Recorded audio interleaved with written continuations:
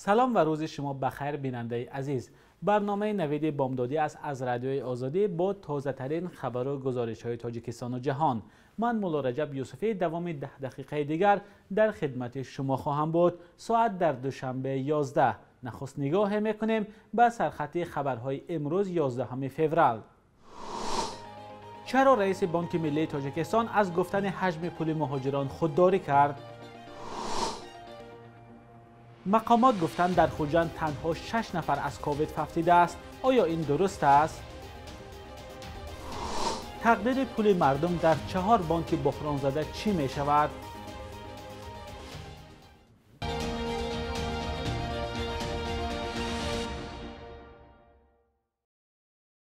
حاکم خالقزاده رئیس بانک ملی تاجیکستان گفت که انتقال پول مهاجران در سال گذشته کم شده است، اما صرف نظر از پایفشاری خبرنگاران از گفتن آمار دقیق خودداری کرد.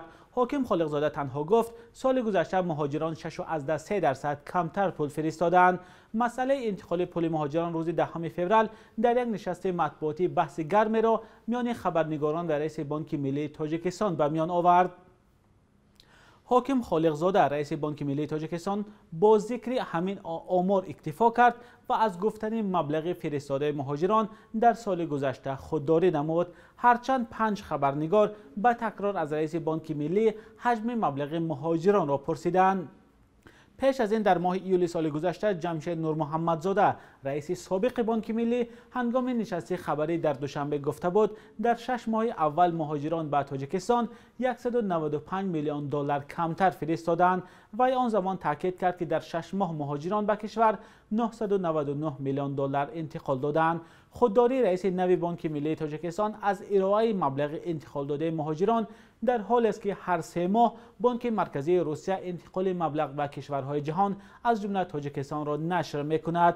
طبق اطلاع اخیر این بانک در 9 ماه سال گذشته توسط شبکه‌ها از روسیه به تاجیکستان 1 میلیارد و 224 میلیون دلار انتقال یافته است که در مقایسه به همین دوره سال گذشته 37% کمتر است. تاجیکستان یکی از کشورهای جهان است که مهاجران کاریش سالانه میلیون ها دلار به خانواده هایشان میفرستند و پولهای فرستاده آنها برای اقتصاد کشور نیز فوق‌العاده مهم است. اگر شما مهاجر هستید یا یکی از پیوندانتان در مهاجرت مهنتی است، پس به ما نویسید که در سال گذشته وضع مالیاتان چگونه بود. شهر خوجند مرکز ولایت سوغد یکی از مکانهای داغ گرفتاری به کووید 19 در تاجیکستان گفته میشد. طبق آمار رسمی در سال گذشته قریب نصف سیرایت یافتگان به کرونا ویروس در تاجیکستان در خوجند ثبت شده است، ولی مسئولین بخش تندرستی ولایت سوغد میگویند که همگی 6 نفر با نشانه‌های کووید 19 در خوجند ففتیدند، آماری که شبهه و گمانها را ایجاد کرده است. فرزان محمدی با تفصیلات بیشتر. سال 2020 خبرهای ضد و نقیض درباره افزایش بیماران کرونا ویروس در خوجند رسانه‌ای شد. اظهارات پیهمی اداره بهداشتی شهر خوجند جریمه ساکنان برای نپوشیدن نقاب طبی و رسانه‌ای شدن خبر مرگ چند نفر با گمان التهاب شش و نشانه‌های مانند به کووید 19 نگرانی‌ها را بیشتر کرد. در نخستین نشست خبری شهردار خوجند در سال 2021 معاون رئیس اداره تندرستی سوغد درباره آمار سرایت‌یابی و فوت از بیماری کووید 19 اطلاع داد. نشاندهی آماری رسمی هست که در شهر خوجند 1547 نفر صورت یافته اون بیماری کووید نوع کرونا ویروس به خود گرفته شد و حالت‌های فوت از بیماری سرایتی کرونا ویروس کووید 19 6 نفر را تشکیل می‌دهد. التهابی شش در شهر خوجند همچون همه ساله فرقیت تو 230 نفر به خود زیادتر به خود گرفته شد. مقامات تاجیکستان در اعلان رقم‌های وابسته به بیماری همه‌گیر با احتیاط صحبت می‌کنند و بنابراین ادعای به شفافیت آمار شک دارند. ولی فردوس شریفزاده شهردار نوی خوجند میگوید شدت پهنشوی پاندمی و بسته بودن مرزها استحصال کارگاه‌های شهر را کند کرد و تاثیر عمیق خود را گذاشت. از 165 کارخانه‌های صنعتی که در حدود شهر خوجند فعالیت می‌کنند 14 عدد کارخانه‌ها پر نکردند، 77 کارخانه آنها مجموع مسئولیت صنعتی خود را اجرا کردن نتوانستند، لیکن در مجموع ما توانستیم که 115% نقشه مجموع مسئولیت صنعتی اجرا نمونیم. همچنین شهرداری افزود که بیماری همهگیری کرونا چندی از مشکلی‌های ساحه تندرستی را مشخص کرد و از این رو بیمارخانه نوی سرایتی سوخت در محله چشمه ارزنه شهر خوجند در مساحت 5 هکتار بنیاد خواهد شد. ولی در نشست خبری دقیقاً گفته نشد که این بیمارخانه برای چند بیمار پیش بینی شده است و کی به استفاده داده می شود. وزارت تندرستی تاجیکستان از آغاز امسال پیهم درباره ثبت نشدن سرایت کرونا خبر می دهد، ولی در جامعه شبهه ها با آمار رسمی همچنان باقی است. چون به قول بعضی از ساکنان و کارشناسان مقامات از اول درباره سرایت بیماری شماره مبتلایان و تلفات از آن شفاف و آشکار نبودند. با اطلاع رسمی از زمان اعتراف موجودیت کرونا نو در تاجیکستان تا آغاز امسال 13308 کس به بیماری همهگیر مبتلا شده 90 نفر فوتیدند. آمار غیر رسمی بیماران و تلفات از کرونا را در تاجیکستان بیشتر از این می‌دانند. فرزان محمدی، رادیو آزادی، شهر خوجند. سلیمان دولتزاده رئیس کمیته دینی تاجیکستان روز 10 فوریه هنگام یک نشست خبری در دوشنبه گفت مسئله سفر ساکنان کشور به حج فعلا دقیق نیست.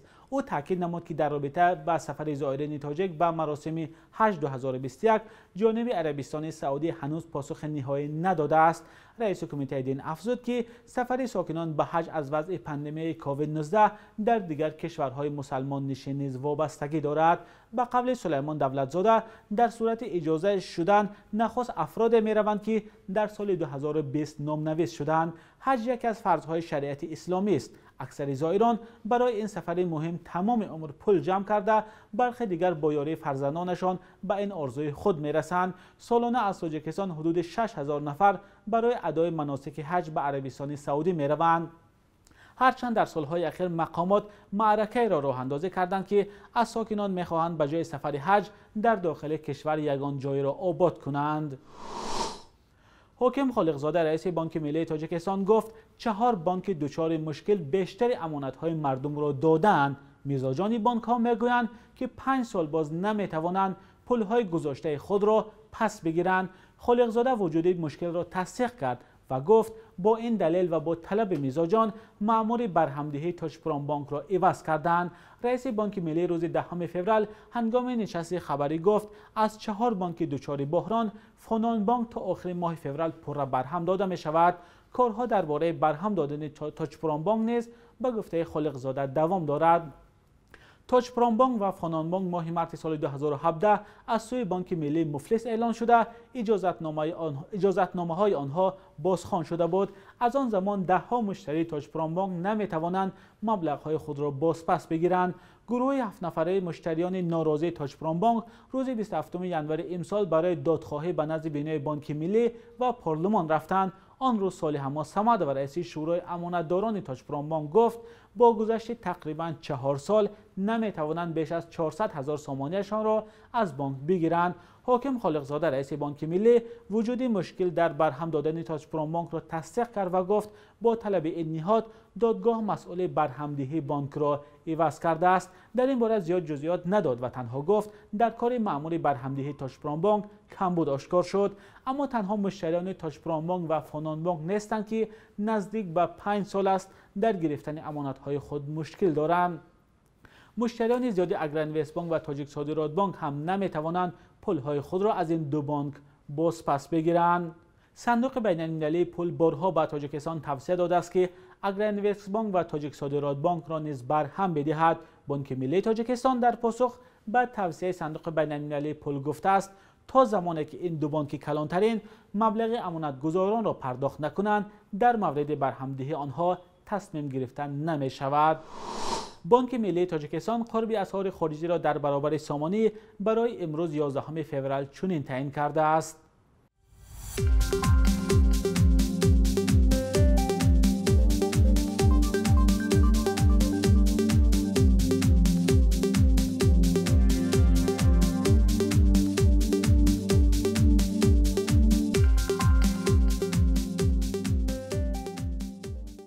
بیننده های عزیز، برنامه نوید بامدادی بود که با تازه ترین خبر و گزارش های تاجیکستان و جهان تقدیم شما شد. اخباری از این بیشتر را در سامانه ما با نشان www.azadi.org و صفحه ما در یوتیوب با نام آزادی ویدیو پیگیری کنید.